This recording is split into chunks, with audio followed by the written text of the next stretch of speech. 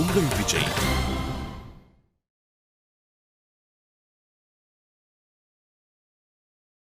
இங்க பாரு, வாய்க்கு வந்தபடி பேசுறத முதல்ல நிறுத்து.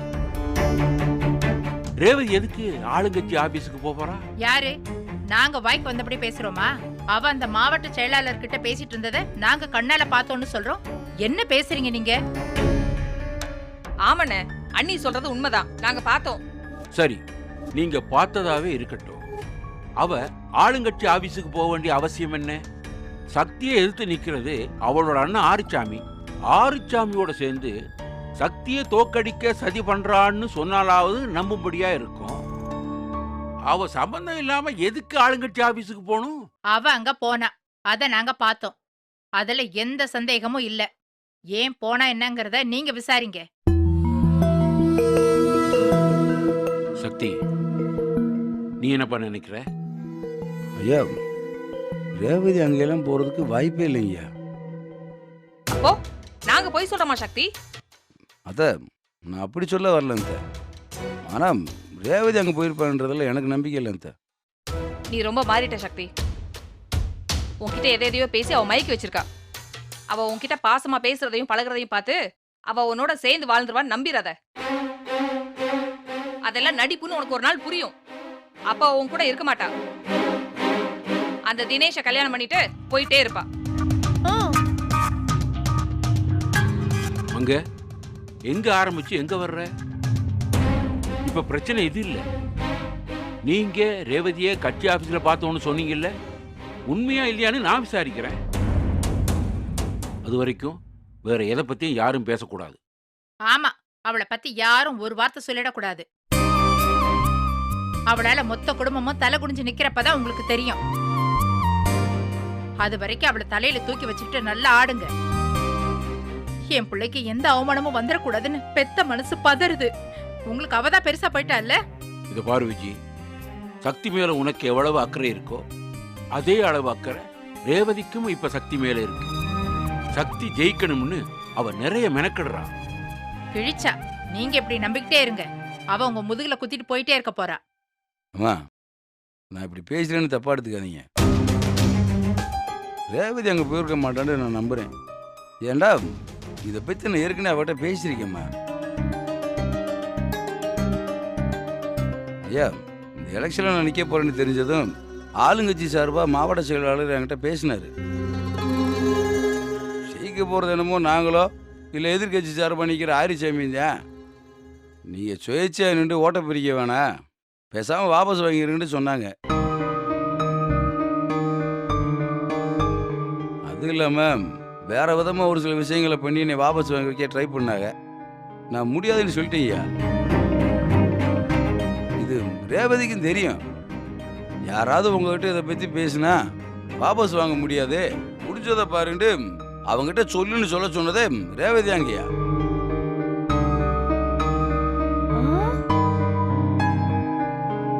எனக்கு இப்ப மேட்ரு புரிஞ்சிச்சு. உங்ககிட்ட வாபஸ் வாங்காதீங்கன்னு சொல்லிட்டு ரேவதி ஆளுங்கட்சி ஆபீஸ்க்கு போய் நான் அவரை வாபஸ் வாங்க வைக்கிறேன்னு சொல்லி டீல முடிச்சு சில பல பெட்டிகளை வாங்கியிருப்பா. இவளுக்கு புரியுது, உங்களுக்கு புரியல. நீங்களாம் எப்படிதான் கலெக்டரா இருந்தீங்களோ. ஆமா, இவ பெரிய சிபிஐ அதிகாரி, இவளுக்கு எல்லாம் புரிஞ்சிடும். இத பாருங்க, ரேவதி போக வாய்ப்பில்லைன்னு சக்தியே சொல்லிட்டான். இதை பத்தி இதுக்கு மேல நீங்க எது பேசியும் ஒன்னும் ஆக போறதில்ல. அதனால பிரச்சனை இதோட விட்டுருங்க.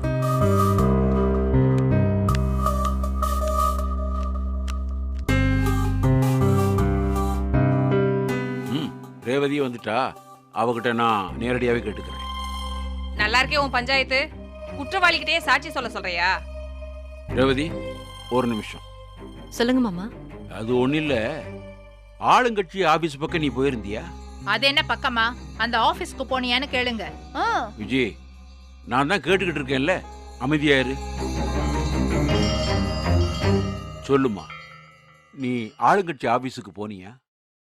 ஆமா, போனேன்.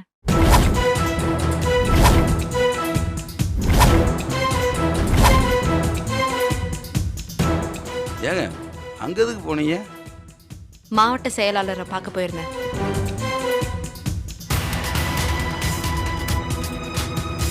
அவர் எதுக்கு நீங்க பார்க்க போனீங்க?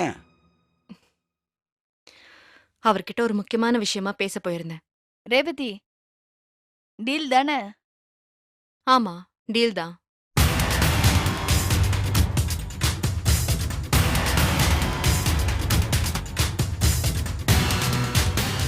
ஏன், ஏதாவது பிரச்சனையா? பாருங்க, பண்றதெல்லாம் பண்ணிட்டு நான் தான் பண்ணேன்னு எப்படி திமிரா சொல்றான்னு பாருங்க. உங்க மேல இருக்கிற மரியாதை அவ்வளவுதான், அதை தெரிஞ்சுக்கோங்க முதல்ல.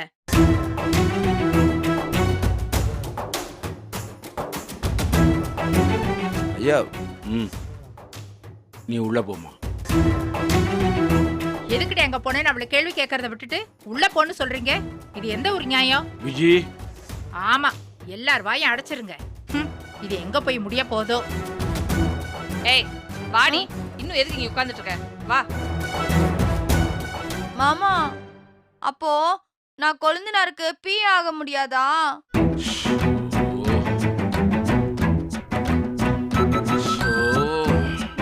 சுபா, எஸ்கேப்.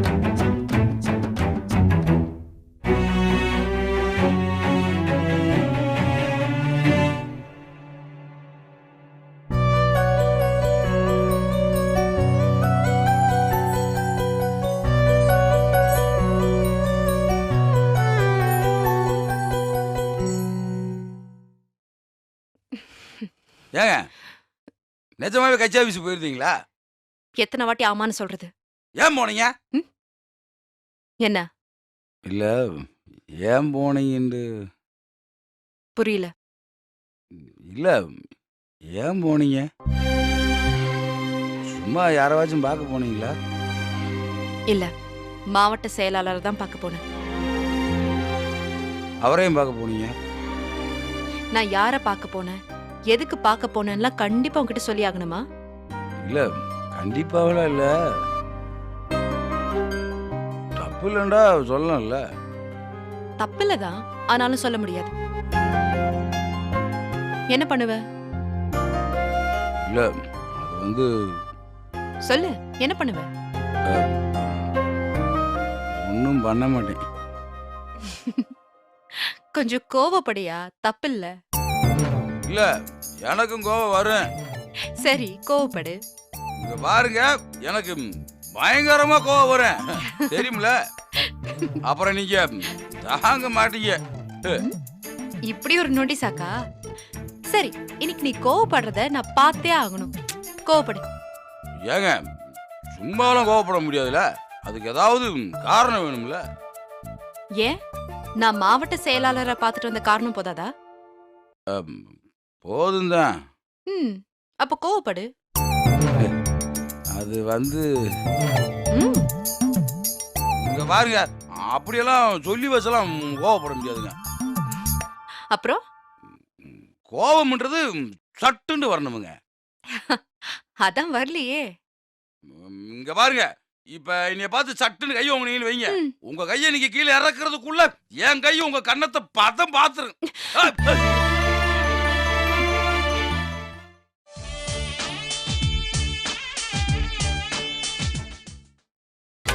நீங்கள் பார்த்துக் கொண்டிருப்பது உங்கள் விஜய். இங்க பாருங்க, இப்ப என்னைய பார்த்து சட்டுன்னு கையை உங்க நீங்க வைங்க. ம். உங்க கையை நீங்க கீழே இறக்குறதுக்குள்ள என் கையை உங்க கண்ணத்தை பதம் பாத்துரு.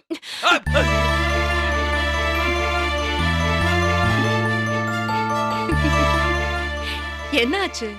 கைய வாங்கினா கோவம் வரும்னு சொன்ன மாதிரி இருந்துச்சு, வரல? எனக்கு தெரியும் நீங்க அடிக்க மாட்டீங்க. சும்மா இந்த மாதிரி போங்குக்கு சொல்லக்கூடாது. நிஜமாத்தான், நீங்க என்னை அடிக்க மாட்டீங்கன்னு எனக்கு தெரியுங்க. உன்னால என்கிட்ட கோவப்பட முடியாதுன்னு ஒத்துக்கோ. அப்படியெல்லாம் ஒண்ணும் கிடையாது. அப்படித்தான். ஏங்க, நான் கேட்ட கேள்விக்கு இன்னும் நீங்க பதில் சொல்லவே இல்லை. என்ன கேட்டேன்னு மறந்துருச்சு. ஏங்க, எதுக்காக மாவட்ட செயலாளரை பார்க்க போனீங்க? ஓ நல்லதுக்கு தான். எது என்னோட நல்லது? நான் வாபஸ் வாங்குறதா? ஏங்க, அப்படின்ற நான் போட்டி ஓடாமல் இருந்துருப்பேனே. என்ன பிரச்சனை உனக்கு? ஏங்க, நீங்க நல்லவங்களா கெட்டவங்களா? அதையே என்கிட்ட கேக்குற? இல்லைங்க, நீங்கள் நல்லது பண்ணுற மாதிரியே இருக்கு. ஆனால் சில சமயத்தில் நீங்கள் பண்ணுறத புரிஞ்சிக்கவே முடியல. அதுதான் குழப்பமாகவே இருக்கு. இங்க பாரு, குழப்பாம சொல்லு. நல்லவளா கெட்டவளா? அதான் குழப்பமா இருக்குன்னு சொல்கிறேனே. நல்ல விஷயம்தான். அப்ப நீ குழம்பிக்கிட்டே இரு. இப்ப இடத்த காலி பண்ணு. நீ ஏன் அவரை பார்க்க போகணும்னு சொல்லாமல் நான் இடத்த காலி பண்ண மாட்டேன். நான் பதில் சொல்லனா நீ இந்த இடத்த விட்டு போக மாட்டேன். ஆமாம். சரி, பாப்போமா? பாப்பேன்.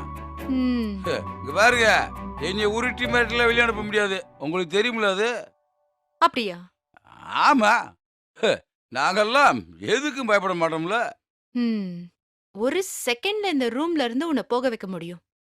அதெல்லாம் நடக்கவே நடக்காது.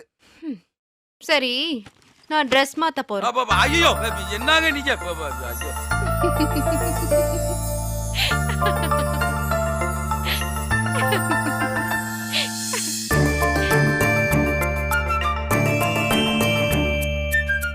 ஏங்க வரலாமா? வா வா, நீ பயந்துட்டேன்னு நான் நம்பிட்டேன்.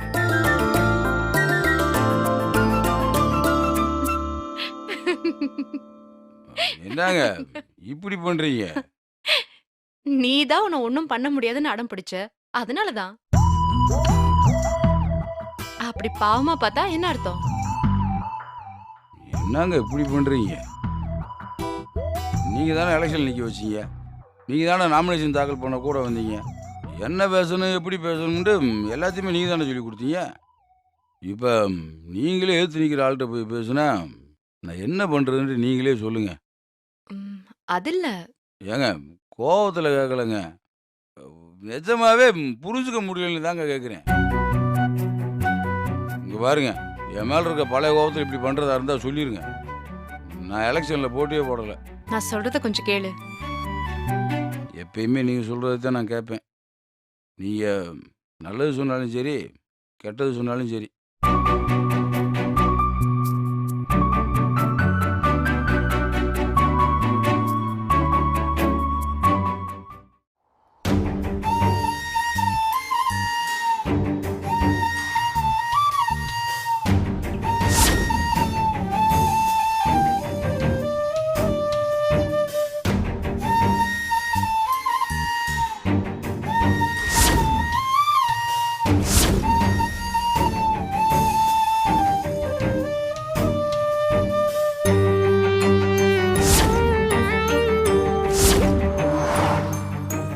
பாருங்க,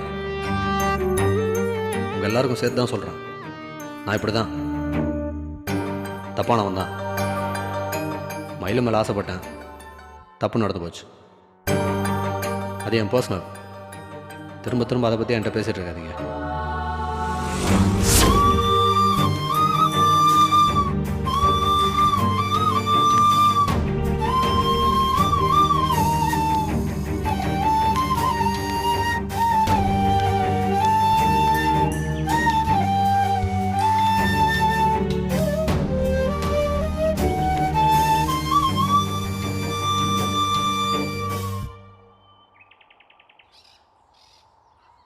ஆண்டவளே, என்ன உங்ககிட்ட ஒரு 2 நிமிஷம் பேசணும். உன்கிட்ட பேசுறதுக்கு எனக்கு ஒண்ணும் இல்ல. 2 நிமிஷம் ஆண்டவளே. பிரச்சனை 2 நிமிஷமா 2 மணி நேரமான்றது இல்ல. உன் கூட ஒரு 2 செகண்ட் கூட பேச பிடிக்கலன்றதுதான். நீ போனா ப்ளீஸ் ஆண்டவளே. டேய், உனக்கு புரியலையா? நீ எனக்கு என்ன அநியாயம் பண்ணிருக்கேன்னு உனக்கு உரைக்கவே இல்லையா? அப்படி உனக்கு கொஞ்சமாவது உரைச்சிருந்தா நீ இப்படி என்கிட்ட பேசுவியா? என் முகத்தை பார்க்கவே நீ வெக்கப்படணும். என் முன்னாடி வந்து நிக்கிறதுக்கே நீ யோசிக்கணும். கொஞ்சம் கூட மானம், வெக்கம், சூடு சொரணம் இல்லாம என் முன்னாடி வந்து நிக்கிற. என்ன வேணா திட்டிக்க, அதுக்கு உனக்கு உரிமை இருக்கு. மண்ணாங்கட்டி, உன் மேல இருக்க அக்கறையில உரிமையில உன்னை நான் திட்டல. நீ ஒரு கேவலமானவன். அதான், நீ ஒரு கேவலமானவன் நான் உன்கிட்ட சொல்றேன். புரிஞ்சுதா? என் லைஃப்ல இப்படி ஒருத்தனை பாக்குறது இதுதான் முதல் தடவை. தப்பானவனுங்க எத்தனையோ பேரை நான் பார்த்திருக்கேன். ஆனா உன்ன மாதிரி காதலிச்ச பொண்ணுக்கே துரோகம் பண்ற துரோகிய நான் இப்பதான் பாக்குறேன். கொஞ்சம் கிளம்புறியா? ஒரே ஒரு நிமிஷம். என்ன வேணும்? நான் பாஸ் ஆகிட்டேன். அதான் எனக்கு தெரியுமே. இல்லை, இந்த மார்க் ஷீட் கொடுத்தாங்க, அதுக்கு அது உங்கள்கிட்ட காட்டலான்னு. இது எல்லாத்துக்கும் நீ தான் காரணம்ன்றாள். நீ மட்டும் இல்லைன்னா என் வாழ்க்கை எப்படியோ போயிருக்கும். என்ன என்ன கிண்டல் பண்றியா? ஆண்டாள், நான் வந்ததுக்கு அப்புறம் மட்டும் உன் வாழ்க்கை என்னாச்சு? நீ பரீட்சையில வேணா பாஸ் ஆயிருக்கலாம், ஆனா வாழ்க்கையில நீ ஃபெயில் ஆயிட்ட. முடிஞ்சு போச்சு எல்லாமே. ஆண்டாள், சில விஷயங்களை இப்போ நான் சொல்ல முடியாத நிலைமையில இருக்கேன். உன்னோட பக்கத்தில் இருந்து நீ கோவமாக இருக்கிறது நியாயம்தான். ஆனால் என் பக்கத்துலேருந்து என்ன நடந்துச்சுன்னு நான் சொல்கிறப்போ உனக்கு என்னை பற்றி புரியும் ஆண்டாள். கொஞ்சம் பொறுமையாக ஆண்டாள். சீக்கிரமே என் பக்கத்தில் இருக்கிற நியாயத்தை நான் சொல்கிறேன். அதுக்கு அவசியமே இருக்காது. நீ உன் பக்கத்து நியாயம்னு ஒரு கதையை யோசிச்சுட்டு வரும்போது நான் ரொம்ப தூரம் போயிருப்பேன். ஆண்டாள், ஆமா, நான் திரும்ப அமெரிக்காக்கே போயிடலான்னு முடிவு பண்ணிருக்கேன். ஏன்? என்ன ஆண்டாள்? நான் இங்கேயே இருக்கணும்னு யோசிச்சு பார்த்தா காரணம் எதுவும் கிடைக்கல. எங்க அம்மா, அப்பா, அண்ணன், என் வீட்டாளுங்க யாரோடய என்னால இருக்க முடியாது. அவங்களுக்கும் என்னால அவமானம், அசிங்கம். அவங்க முகத்துல என்னால முழிக்க முடியல. அவங்களும் என்னை ஏத்துக்க போறதில்ல.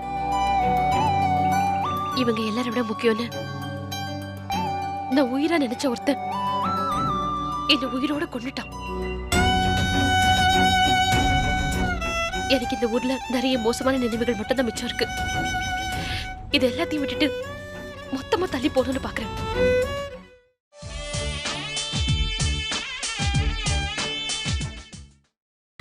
நீங்கள் பார்த்துக் கொண்டிருப்பது உங்கள் விஜய்.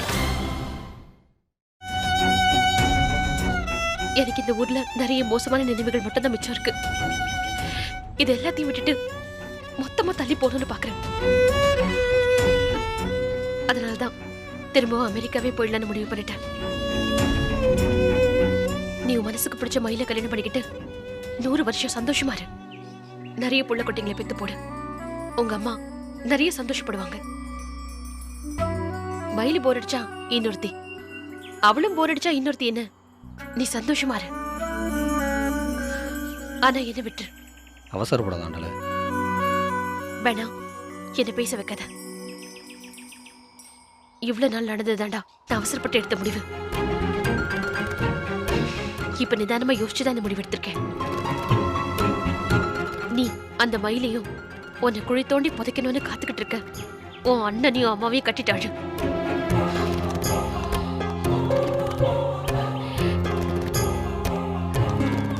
நீ வக்கீல் ஆயிட்டேன்னு சொல்றதுக்கு தானே என்னை தேடி வந்த. உனக்கு ஏதாவது பரிசு தரணுமே. என்ன கொடுக்கலாம்? ஒரு நல்ல ப்ரொஃபஷனல் எப்பவுமே அவனுக்கு கிடைச்ச வேலையை மறக்க மாட்டான். உனக்கு முதல் வேலை, ஐ மீன் உன்னோட முதல் கேஸ நான் தரேன். எனக்கு விவாகரத்து வேணும். எவ்வளவு செலவானாலும் பரவாயில்ல. ஆண்டாள், என்னோட டீடைல் எல்லாம் உங்ககிட்டே இருக்கும்னு நினைக்கிறேன். ஏற்பாடு பண்ணுங்க ப்ளீஸ்.